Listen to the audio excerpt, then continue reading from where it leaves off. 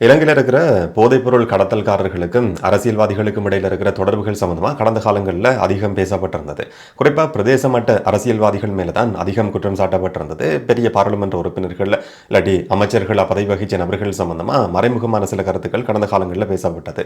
ஆனால் முன்னாள் நீதி அமைச்சர் விஜயதாச ராஜபக்சோட மகன் கைது செய்யப்பட்டதுக்கு பிறகு விஜயதாச ராஜபக்சவினுடைய பேரும் இப்போ கொஞ்சம் கொஞ்சம் அடிபட ஆரம்பிச்சிருக்கு. அதுலேயும் குறிப்பாக நேற்றைய நீதிமன்ற வழக்கு விசாரணையிலேயே விஜயதாச ராஜபக்சவினுடைய பேர் குறிப்பிடப்பட்டிருக்கு. எதிர்வரும் நாட்களில் அவரும் கைது செய்யப்படுவாரா என்ற மாதிரியான எதிர்பார்க்கிற ஒரு காலகட்டமாகவும் இது மாறியிருக்கு. நேற்றைய நாளில் நடந்த முக்கியமான 3 கைதுகள் சரித் அபேசிங் என்று சொல்லப்படுற ஐக்கிய மக்கள் சக்தியினுடைய ஹொரண தொகுதி அமைப்பாளராக இருந்தவர். இப்போ அவர் நீக்கப்பட்டிருக்கிறார் என்று சொல்லி கட்சி ஆரம்பிச்சிருக்கு. அவர் கைது செய்யப்பட்டிருந்தவர் ஸ்ரீலங்கன் விமான நிறுவனத்தினுடைய விமான சேவைகள் நிறுவனத்தினுடைய முன்னாள் பணிப்பாளர் அருண சதுரங்க கைது செய்யப்பட்டிருந்தார். அதே குற்றச்சாட்டின் அடிப்படையில். இதை தவிர ரகித ராஜபக்ச, விஜயதாச ராஜபக்சவினுடைய மகன் 3 பேரும் கைது செய்யப்படுறாங்க. நேற்று நீதிமன்றத்தில் முன்னிலைப்படுத்தப்பட்டதுக்கு பிறகு நீதிமன்றத்தில் விளக்கமறியல் உத்தரவு பிறப்பிக்கப்பட்டிருக்கு. பிணை கேட்கப்பட்டிருந்தாலும் சில மருத்துவ காரணங்கள் குறிப்பிடப்பட்டிருந்தது. உடல்நிலை சம்பந்தமாக சொல்லப்படுற அதே காரணங்கள், வழக்கமாக சொல்லப்படுற அதே காரணங்கள் சொல்லப்பட்டிருந்தாலும் நீதிமன்றம் இது விசேடமான காரணம் கிடையாதுன்னு சொல்லி நீதிவான அசங்க எஸ் போதரகம அதை நிராகரிச்சிருக்கிறார். ஜூலை 3ஆம் தேதி வரைக்கும் இந்த 3 பேரும் விளக்கமறியல வைக்கப்பட்டிருக்கிறாங்க. இந்த 3 பேர் மேலேயும் சுமத்தப்பட்டிருந்த குற்றச்சாட்டு ஹரக்கட்டாவை விடுதலை செய்யறதுக்கு, அவருடைய உயிரை பாதுகாக்கிறதுக்கு, கொலை செய்யாமல் இருக்கிறதுக்கு 12 கோடி ரூபாய் லஞ்சம் பெற்றுக்கொண்டு ஹரக்கட்டாவினுடைய மனைவிட்டிருந்து குடும்பத்திட்டிருந்து லஞ்சம் பெற்றுக்கொண்டு அந்த காசை 3 பேரும் பிரித்து கொண்டார்கள். கொடுக்கப்பட்ட வாக்குறுதி நிறைவேற்றப்படல் என்ற குற்றச்சாட்டின் அடிப்படையில் இந்த முறைப்பாடு பதிவு செய்யப்பட்டிருக்கு. அதுக்கு அவங்க கைது செய்யப்பட்டு நேற்று நீதிமன்றத்தில் முன்னிலைப்படுத்தப்படுறாங்க. நீதிமன்றத்தில் அரசு தரப்பு சட்டத்தரணி இந்த சம்பவம் எப்படி நடந்தது என்றதை நேற்று நீதிமன்ற வழக்கு விசாரணையில் விவரிச்சிருக்கிறாரு. ஹரக்கட்டாவுக்கும் ஹரக்கட்டாட குடும்பத்தோடையும் நெருக்கமான தொடர்பு இருக்கிற நிர்மல பண்டார என்று சொல்லப்பட்ட நபரை சரித் அபேசிங்க இலங்கையிலிருந்து தொடர்பு கொள்றாராம். இது நேற்றைய நீதிமன்ற வழக்கு விசாரணையில் குறிப்பிடப்பட்டிருக்கு. அப்படி போன் பண்ணி சொன்னாராம், இதுக்கு முதல்ல மாக்கந்துரை மதுஷுக்கு என்ன நடந்ததுன்றது உங்களுக்கு நினைவிற்கு தானே சொல்லி கேட்டிருக்கிறாரு. அதே மாதிரியான ஒரு சம்பவம் ஹரக்கட்டாவுக்கும் நடக்கும். அப்படி நடக்காம இருக்கணும் இருந்தா, அதாவது அவர் கொலை செய்யப்படக்கூடாது, அவருடைய உயிரை பாதுகாக்கிறதா இருந்தா எங்களுக்கு ஒரு டீலை நீங்க ஏற்பாடு செய்து தந்தா அவருடைய உயிரை பாதுகாத்து தரலாம்னு சொல்லி சரித் அபேசிங்க நிர்மல பண்டாரவுக்கு ஹரக்கட்டாவினுடைய நண்பர் என்ற மாதிரி அறியப்பட்ட நபருக்கு குறிப்பிட்டிருக்கிறாரு. இதுக்கு பிறகுதான் நேற்றைய நாளில் சொல்லப்பட்ட மாதிரி துபாய்க்கு 3 பேரும் சேர்ந்து பயணம் செய்திருக்கிறது. ஹரக்கட்டாவினுடைய மனைவியை சந்திச்சு முதல் கட்டமா பணம் பெற்றுக் கொண்டது. இலங்கைக்கு வந்ததுக்கு பிறகு இன்னும் ஒரு கட்டமா பணம் கொடுக்கப்பட்டது. அதுக்கு பிறகு அவங்க அந்த காசு கேட்கறதுக்கு ஆரம்பிச்சிருக்கிறாங்க. நீங்க கொடுத்த வாக்குறுதி எதுவும் நிறைவேற்றப்படல, அவர் சிறையிலிருந்து வெளியில கொண்டு வரப்படவும் இல்லை, தடுப்பு காவல் உத்தரவு ரத்து செய்யப்படவும் இல்லை.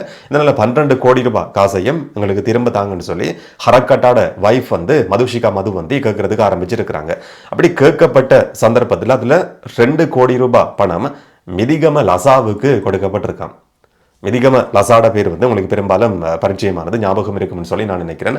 போன வருஷத்துல சுட்டுக் கொலை செய்யப்பட்ட ஐக்கிய மக்கள் சக்தி சஜித் பிரேமதாசவினுடைய கட்சியை சேர்ந்தவர் தான் மிதிகம லசா, இல்லாட்டி லசந்த விக்ரமசேகர.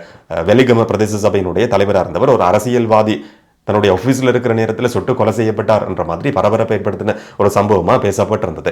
அவரும் ஐக்கிய மக்கள் சக்தியை சேர்ந்தவர். இப்ப கைது செய்யப்பட்டிருக்கிற சரித் அபேசிங்கவும் இன்னைக்கு நீக்கப்பட்டிருக்கிறார்னு சொல்லி அறிவிக்கப்பட்டிருந்தாலும் அவரும் அதே கட்சியை சேர்ந்தவர்.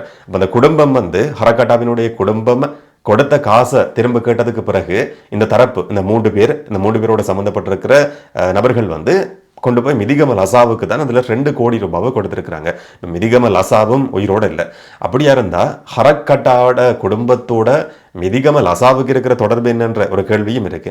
ஏற்கனவே அவர் மேல குற்றம் சாட்டப்பட்டிருந்தது போதைப்பொருள் கடத்தல்காரர்களோட மிக நெருக்கமான தொடர்பில் இருக்கிற ஒரு நபர் என்ற மாதிரி. அந்த குடும்பம் காசை கேட்டதுக்கு பிறகு அந்த குடும்பத்துக்கு நேரடியாக கொடுக்கப்படுறதுக்கு பதிலாக மிதிகம லசாவுக்கு அந்த காசு கொண்டு போய் சரித் அபேசிங் தரப்பால கொடுக்கப்பட்டிருக்க. ஐக்கிய மக்கள் சக்தி மேல குற்றம் சாட்டப்பட்ட இன்னும் ஒரு சம்பவம், அந்த பழைய சம்பவத்தையும் இந்த சம்பவத்தையும் தொடர்பு படுத்தி பார்க்கிற நேரத்தில் இந்த அரசியல்வாதிகளுக்கு இருக்கிற அந்த நெருக்கமான தொடர்பு என்னன்றது ஓரளவுக்கு விளங்குறதுக்கு ஆரம்பிச்சிருக்கு. இதை தவிர நேற்று அரசு தரப்பு சட்டத்தரணி நீதிமன்றத்தில் குறிப்பிட்டிருக்கிற மிக முக்கியமான ஒரு விஷயம் தான், துபாய்க்கு இந்த 3 பேரும் பயணம் செய்த சந்தர்ப்பத்தில் அங்க இருக்கிற ஒரு வீட்டில் இந்த சந்திப்பு நடந்திருக்கு. திர்ஹாம்ல காசு கொடுக்கப்பட்டிருக்கு, உண்டியல் முறையில் இலங்கைக்கு அனுப்பி வைக்கப்பட்டிருக்கு. இந்த 3 பேரை தவிர விஜயதாச ராஜபக்சவும் துபாய்க்கு போய் இந்த சந்திப்பில் கலந்து கொண்டார் என்ற மாதிரியும் ஒரு தகவல் இருக்காம். அதை பற்றின விசாரணையும் தீவிரமா நடந்து கொண்டிருக்குன்னு சொல்லியும் நேற்று நீதிமன்றத்தில் அறிவிக்கப்பட்டிருக்கு. இதுல சம்பந்தப்பட்டிருக்கிற சில நபர்களினுடைய வாக்குமூலங்கள், சாட்சியங்கள், சத்திய கடதாசி அடுத்த வழக்கு விசாரணையில் நீதிமன்றத்தில் சமர்ப்பிக்கப்படும் சொல்லியும் குறிப்பிடப்பட்டிருக்கு. ஏற்கனவே தடுப்பு காவலில் இருக்கிற விளக்கமறியல் உத்தரவு நோக்கி இருக்கிற சில நபர்களினுடைய சாட்சியத்தை அடிப்படையாக கொண்டு இந்த மாதிரியான கருத்துக்கள் சொல்லப்படுது. அந்த நபர்களினுடைய கருத்துக்களை எல்லாம் நம்ப முடியாது சொல்லியும் இந்த நபர்களுடைய லோயர்ஸ் வந்து நேற்று நீதிமன்றத்தில் குறிப்பிட்டிருக்கிறாங்க. இதை தவிர பிணக்குக்கப்பட்டிருந்தது. சரித் அபேசிங்க வந்து 60 வயது ஆன ஒரு நபருக்கு இருக்கக்கூடிய எல்லா நோய்களையும் இதை நோக்கி இருக்கிறாராம். இது வந்து ஒரு துரதிருஷ்டவசமான நிலைமையாம். இருதய நோயால பாதிக்கப்பட்டிருக்கிறார். அவருடைய உயிருக்கு ஆபத்து இருக்கு, விளக்கமறியல பிறப்பிக்கப்படுவார் தான் உயிருக்கு ஆபத்து இருக்குன்ற மாதிரி ஒரு காரணம் குறிப்பிடப்பட்டிருந்தது. ஷகித ராஜபக்ச வந்து ஸ்லீப் அன்னியான்னு சொல்லப்படுற ஒரு நோயால பீடிக்கப்பட்டிருக்கிறாராம். சிறையில வந்து அந்த நோய்க்கு சிகிச்சை கொடுக்கறதுக்கான வசதிகள் கிடையாது. இதனால வந்து அவருடைய உயிருக்கும் ஆபத்து ஏற்பட முடியும் என்ற மாதிரியும் சொல்லப்பட்டிருந்தது. இதெல்லாம் விசேடமான காரணங்கள் கிடையாதுன்னு சொல்லி இப்ப விளக்கமறியல் உத்தரவு பிறப்பிக்கப்பட்டிருக்கு. இதுல இருக்கிற முக்கியமான ஒரு பிரச்சனைன்னு சொன்னா, சாதாரணமான அரசியல்வாதிகள்ல இருந்து மேல்மட்டத்தில் இருக்கிற அரசியல்வாதிகள் வரைக்கும் இப்போ கொஞ்சம் கொஞ்சமா பேர் வெளிவர ஆரம்பிச்சிருக்கு. நேற்று ஜனாதிபதி அனுரகுமார திசாநாயக்க பாராளுமன்றத்தில் உரையாற்றும் போது ஒரு அரசியல்வாதி சம்பந்தமா மறைமுகமா சில கருத்துக்களை சொல்லியிருந்தார். ஒரு அரசியல்வாதி இலங்கையில சிறையில போதைப்பொருள் கடத்தல் குற்றச்சாட்டில் தடுத்து வைக்கப்பட்டிருக்கிற போதைப்பொருள் கடத்தல் மன்னன் என்ற மாதிரி அடையாளப்படுத்தப்பட்ட நபரோட 92 தடவை தொலைபேசியில கதைச்சிருக்கிறாராம். ஜனாதிபதி அனுரகுமார திசாநாயக்க நேற்று பாராளுமன்றத்தில் சொல்லியிருந்தவர். 51 தடவை வந்து அந்த அரசியல்வாதி அந்த நபரை தொடர்பு கொண்டிருக்கிறாராம். மாதிரியான அரசியல்வாதிகள் இன்னும் இருந்து கொண்டிருக்கிறாங்க என்ற மாதிரி சொல்லப்பட்டிருந்தது. சில நேரங்களில் அதை பற்றின விசாரணைகள் நடக்கலாம். அந்த அரசியல்வாதி யாருன்றதும் வெளிப்படுத்தப்படல. அவர் எதிர்வரும் நாட்களில் கைது செய்யப்படுவாரா இல்லையான்றதை நாங்கள் பொறுத்திருந்து பார்க்கலாம். இதனிடம் இந்த மாதிரி போதைப்பொருள் கடத்தலோட சம்பந்தப்பட்டிருக்கிற பணம் வெளியேற்றப்படுறதுலையும் அரசியல்வாதிகள், வர்த்தகர்கள், அரச உத்தியோகத்தர்கள், சில தனியார் நிறுவனங்கள் இருக்கிற முகாமியாளர்கள் வரைக்கும் சம்பந்தப்பட்டிருக்கிறாங்கன்றதும் வெளிப்படுத்தப்பட்டிருந்தது. நேற்று ஜனாதிபதி அதையும் குறிப்பிட்டிருந்தவர். 2 வருஷத்துக்குள்ள மட்டும் $1 பில்லியன் அமெரிக்க வந்து பொருட்களை இறக்குமதி செய்கிறோம் என்ற பேர்ல வந்து இலங்கையிலிருந்து வெளியேற்றப்பட்டிருக்கு. ரூபாவில இருந்து அனுப்பி வைக்கப்பட்டிருந்தாலும் அது வந்து வெளிநாட்டுக்கு போய் சேர்ற நேரத்தில் வந்து இலங்கையினுடைய டாலர் வீழ்ச்சி அடைகிற மாதிரி, டாலருடைய கையிருப்பு குறைவடைகிற மாதிரியான ஒரு சம்பவமாக தான் இதையும் பார்க்க வேண்டியிருக்கு. 2 வருஷத்துக்குள்ள $1 பில்லியன் அமெரிக்க இந்த மாதிரி வர்த்தகம் என்ற பெயரில் வந்து வெளியேற்றப்பட்டிருக்காம். அதுல பெருந்தொகையான பணம் போதைப்பொருள் கடத்தல் மூலமா சம்பாதிக்கப்பட்ட பணம் சொல்லியும் ஜனாதிபதி குறிப்பிட்டிருந்தார்.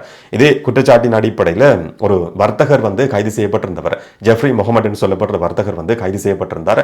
19,000 கோடி ரூபாய் 19,000 கோடி ரூபாவை இலங்கையிலிருந்து வெளிநாட்டுக்கு அனுப்பி வச்சிருக்கிறார். இறக்குமதி செய்யறோம் என்ற பேர்ல, பொருட்களை இறக்குமதி செய்யறோம் என்ற பேர்ல தான் இந்த கடத்தல் வந்து நடந்திருக்கு. இல்லாட்டி வெளிநாட்டுக்கு சட்டவிரோதமா பணம் அனுப்பி வைக்கப்பட்டிருக்கு. 19,000 கோடி ரூபாய். அவர் கைது செய்யப்பட்டு இப்ப நீதிமன்றத்தில் முன்னிலைப்படுத்தப்பட்டிருந்தவர் விளக்கமறியல வைக்கப்பட்டிருந்தார். அவருக்கு பிணக்கப்பட்டிருந்தாலும் பிணையும் நிராகரிக்கப்பட்டிருக்கு. அவர் மேலேயும் சுமத்தப்பட்டிருக்கிற குற்றச்சாட்டுன்னு சொன்னா பொது வழியில பேசப்பட்ட குற்றச்சாட்டு கிடையாது. நீதிமன்றத்தில் சுமத்தப்பட்ட குற்றச்சாட்டு இந்த 19,000 கோடி ரூபாவிலையும் அவருடைய வங்கி கணக்குக்கு போதைப்பொருள் கடத்தல் மூலமா கிடைச்சிருக்கிற பணமும், போதைப்பொருள் கடத்தல்காரர்கள் இவருடைய பேங்க் அக்கௌண்ட்டுக்கு காசு அனுப்பி வச்சிருக்கிறாங்கன்றது உறுதி செய்யப்பட்டிருக்கு. அந்த மாதிரியான தகவல் இருக்குன்னு சொல்லியும் நேற்று நீதிமன்ற வழக்கு விசாரணையில பேசப்பட்டிருந்தது. இந்த மாதிரி வர்த்தகர்கள் சொல்லப்படுற நபர்கள், இவர்களுக்கு உதவி செய்திருக்கிற சில முகாமையாளர்கள் வரைக்கும் நேற்று ஜனாதிபதி சொல்லியிருந்தார். இந்த மாதிரி இலங்கையிலிருந்து பேங்க்ஸ் மூலமா பணம் அனுப்பி வைக்கப்படுதுன்னு சொன்னா சில வங்கிகள் இருக்கிற முகாமையாளர்களும் மேனேஜர்ஸும் அதோட சம்பந்தப்பட்டிருக்கிறாங்களாம். ஒரு பேங்க்ல இருந்து அவருக்கு இடமாற்றம் கிடைச்சி வேற பேங்குக்கு போனதுக்கு பிறகு அந்த மற்ற பேங்க்ல இருந்து கூட அந்த மாதிரியான சட்டவிரோதமான செயற்பாடு முன்னெடுக்கப்பட்டிருக்குன்னு சொல்லியும் நேற்று பாராளுமன்றத்தில் குறிப்பிடப்பட்டிருந்தது. இப்போ பேங்க்ல வேலை செய்கிற முகாமையாளர்கள், வர்த்தகர்கள் என்ற பெயரில் நடமாடி கொண்டிருக்கிற இந்த மாதிரியான நபர்கள், அரசியல்வாதிகள், அதுவும் நீதி அமைச்சர் என்ற பதவியை வகிச்ச நபருடைய பெயர் வரைக்கும் குறிப்பிடப்பட்டிருந்தது. இன்னொரு பக்கம் முன்னாள் பொதுமக்கள் பாதுகாப்பு அமைச்சர் டிரான் அலஸ் மேலேயும் அதே மாதிரியான ஒரு குற்றச்சாட்டு இருக்கு. முன்னாள் போலீஸ் அதிபர் தேசபந்து தென்னகோனுடைய பேரும் இந்த குற்றச்சாட்டுகள் உள்ளடக்கப்பட்டிருக்கு.